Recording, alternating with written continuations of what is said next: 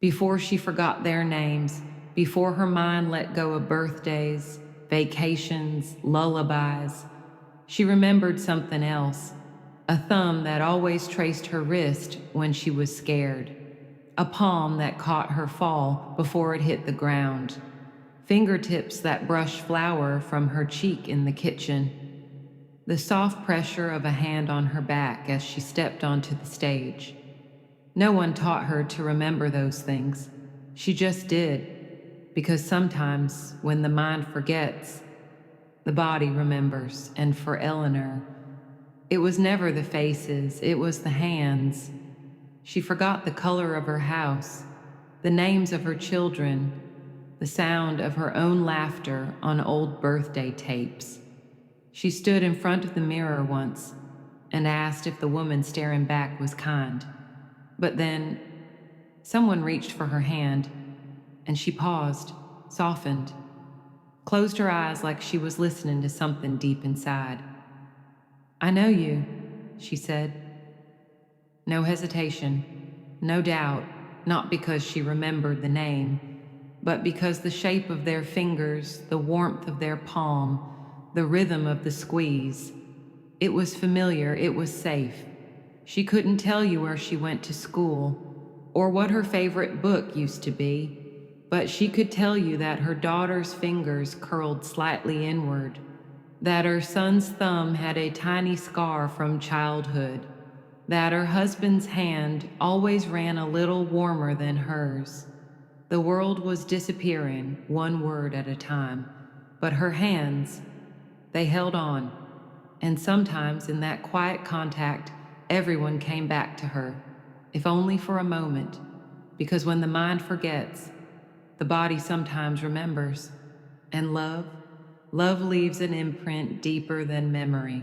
Her name was Eleanor Grace Whitmore. She loved black tea with too much sugar and Sunday mornings in the garden.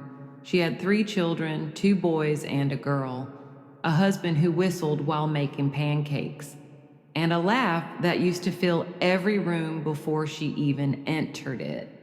In photos, she was the one with arms always outstretched, ready to hold, to help, to pull someone into the moment. But slowly, things began to fade. At first, it was harmless, misplacing keys, forgetting why she'd walked into a room, calling the dog by the wrong name. Everyone laughed it off. Even she did. "Just getting older," she'd say with a wink. "Don't let me forget the milk again." But one day she stood in the hallway, staring at a closed door, and whispered, "Which one of you sleeps in here?" It wasn't funny anymore. The diagnosis came like thunder in a clear sky. Early onset Alzheimer's. She was only 57. Her daughter was still in high school. Her youngest grandson had just been born. They tried to prepare color-coded calendars, photo-labeled drawers, memory games. But the days slipped through her like sand. Words unraveled, faces blurred, time folded in on itself. She began asking the same questions on loop. "Have I eaten today? Where's your father? Is it morning or night?" And sometimes she'd forget the people standing right in front of her. Her daughter's name, her husband's voice, her own reflection. But there was one thing she never lost, the instinct to reach out, to grab a hand, to hold it like it was the only thing keeping her tethered to the world. They started to notice it, how her eyes would brighten the moment fingers intertwined, how her grip remembered what her mind no longer could. And so, as the forgetting deepened, her family began to speak to her not just in words, but in touch, in texture, in the familiar feel of home. They didn't know it yet, but those hands would become a lifeline, a memory her heart refused to let go of. It happened on a Thursday, a soft gray morning, the kind she used to call good book weather. The living room was quiet, no television, no clinking dishes, just the sound of rain tapping the windows. Her daughter, Mia, walked in, fresh from work, tired but hopeful. She knelt by Eleanor's chair, took her mother's hand, and whispered, "Hi, Mom, it's me." Eleanor turned slowly, looked at her, and didn't smile, didn't speak, didn't blink in recognition. She simply stared, eyes vacant, unsure, as if searching for a file that had long since been deleted. Mia's heart cracked in quiet panic. She gently reached for the tea mug, Eleanor's favorite, and offered it, hoping the scent might spark something. Still nothing. Then Mia made a small choice, not strategic, not medical, just human. She took her mother's hand and placed it flat against her own cheek, held it there, waited. At first, Eleanor didn't move, but then something flickered, not in her eyes, in her fingertips. She traced the curve of Mia's jaw, brushed the soft edge of her daughter's tear-soaked skin, and slowly, like sunrise peeking over a dark horizon, she smiled. It wasn't full memory, but it was full feeling, and in that moment they both understood. Eleanor's hands remembered what her mind no longer could. From that day forward, the family changed everything. They told stories through palm-to-palm contact. They guided her through memories using texture and temperature. They stopped asking her to remember, and instead let her feel what was never truly gone. What began as a moment of heartbreak became the moment they stopped chasing the past and started building a new kind of presence. From that day on, they stopped asking Eleanor to remember names or faces. Instead, they gave her moments she could hold. Her grandson Leo began crafting memory tiles, smooth wooden squares with raised carvings on top, a beach wave for their trip to Cape Cod, a daisy for her favorite springtime bloom, a piano key for the lullaby she used to hum at bedtime. Each tile became a language of its own. She'd run her fingers over them like Braille from another lifetime, and smile even when she couldn't say why. Her son, Mark, who rarely slowed down, started ending every visit by placing her hand on his heartbeat, right over his chest. "Still here, Ma," he'd whisper, and she'd nod, as if the rhythm said more than words ever could. Even friends joined in. When old photos confused her, they'd switch to old fabrics. A swatch from her wedding dress, the patchwork quilt her sister made, a faded apron that still smelled faintly of rosemary and vanilla. They turned her world into something she could navigate with her hands. And in doing so, they met her where she was, not where they wished she'd be. Eleanor herself began responding in new ways. She'd tap rhythms on the table when music played. She'd hold a loved one's hand a second longer, as if to memorize their shape, their story, their presence. Her neurologist called it tactile recall, but to her family it was something more sacred, a lifeline, a living thread between what had faded and what still pulsed with love. They were no longer fighting memory, they were redefining it. And in that space between loss and innovation, something beautiful emerged, a family learning how to speak all over again. Not through voices, but through presence, through skin, through love made tangible. But even as they grew stronger together, an unspoken question lingered. How long would this new language last? For a while, the new language worked. But memory loss is not a still tide. It recedes, bit by bit, then all at once. One morning, Eleanor didn't recognize her own hands. She stared at them, turning them over, frowning as if trying to remember where they came from. And when her daughter placed a familiar memory tile in her palm, the wave tile she used to trace every morning, Eleanor dropped it, not in anger, but in confusion, as if it meant nothing at all.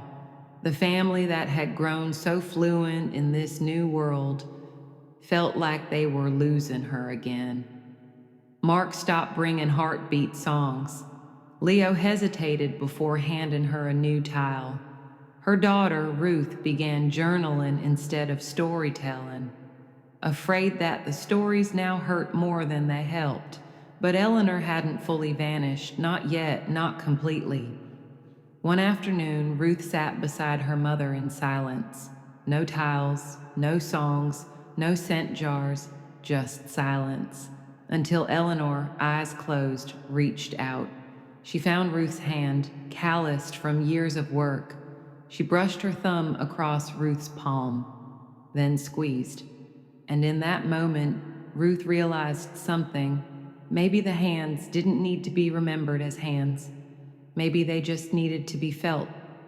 Again and again. So the family pivoted again. They stopped asking, "Do you remember this?" and started saying, "Feel this. Here, with me." They created touch routines. A double tap meant, "I love you." A thumb stroke on the wrist meant, "I'm okay." A gentle finger curl meant, "Stay." These weren't leftovers from a life lost. They were a new life born inside the loss. A triumph not of recovery, but of reconnection. The kind of triumph that doesn't come with a parade, but with a slow smile from a woman once unreachable, a returned squeeze, a steady hand when the world feels unfamiliar. Because love, in its purest form, doesn't beg to be remembered.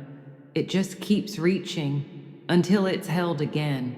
What started as one family's desperate effort to stay connected began to echo beyond their home.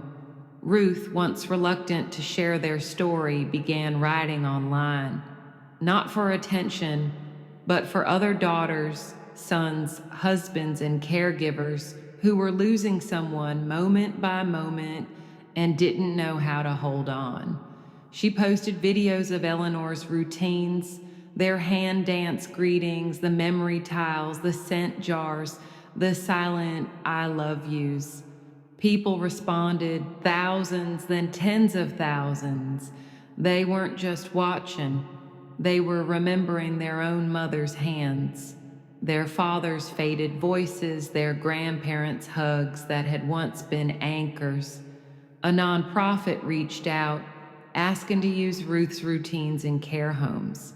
A memory care facility in Minnesota installed a touch wall with textures, inspired by Eleanor's tiles. In Japan, a startup developed wearable memory gloves that delivered soft pulses, mimicking the hand signals Eleanor's family had created. Researchers took notice too, not just studying cognition, but exploring emotional memory. The way a person forgets names but remembers hugs, forgets birthdays but recalls the warmth of a palm pressed against theirs. And through it all, Eleanor, though she faded in moments, remained a symbol, not of loss, but of how love adapts. Because in her absence of memory, she helped others build a language no one could forget.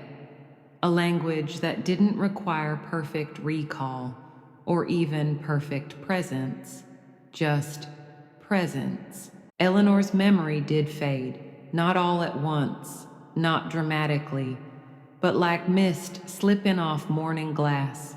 She forgot her name, then Ruth's, then the town they lived in, then even that it was morning. But she never forgot Ruth's hand, even in the final days, when the doctor said she couldn't distinguish faces anymore. Her fingers still curled around Ruth's on instinct. Thumb brushing thumb, like they'd practiced, like muscle memory became soul memory. In the quiet of her last evening, Ruth sat beside her. No music, no machines, just candlelight and the space between them. She didn't ask if Eleanor remembered her. She didn't need to. Instead, she placed Eleanor's hand on her own heart and tapped out their pattern. 1, 2, 3. I love you. Eleanor blinked once, then twice, then pressed back, a single beat. And in that moment, even though she couldn't say Ruth's name or recall the stories they shared, she gave her daughter a gift larger than memory. She gave her recognition through touch, through love, through the one thing she never lost. Ruth wept, not because it was over, but because even at the very end, Eleanor remembered the way home, not through facts, not through words, but through a hand held tight in hers. We often measure a life by what it remembers: names, dates, places, achievements. But sometimes the most profound memories aren't in the mind, they're in the body, in the fingertips, in the warmth of a hand held long enough to say what words can't. Eleanor may have forgotten birthdays. She may have lost the thread of conversation, the pages of her past. But she remembered love. She remembered presence. She remembered touch. Because our deepest bonds don't need names to survive. They just need care, consistency, and someone willing to hold on, even when everything else lets go. So if this story touched you, take a moment today. Hold the hand of someone you love, not for a photo, not for a post, just because. And if you believe in stories like Eleanor's, stories that remind us what truly matters, what lasts beyond memory, subscribe to Able in every way. Leave a comment. Tell us the moment you knew love was more than words, or the person whose hand you'll never forget. Because even when memory fades, love leaves fingerprints. And sometimes that's all we need to find our way back.